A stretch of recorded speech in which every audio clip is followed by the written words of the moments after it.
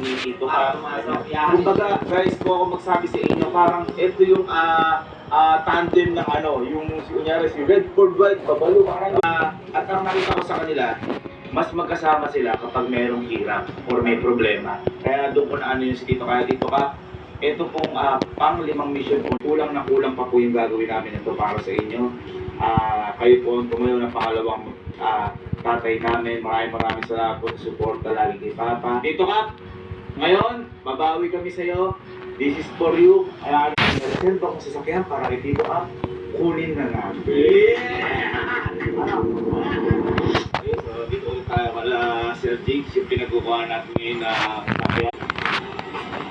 Ayan, third time. So, guys, kung gusto yung kumuha ng mga ito yan, win cards lang, malakas, napakatindi.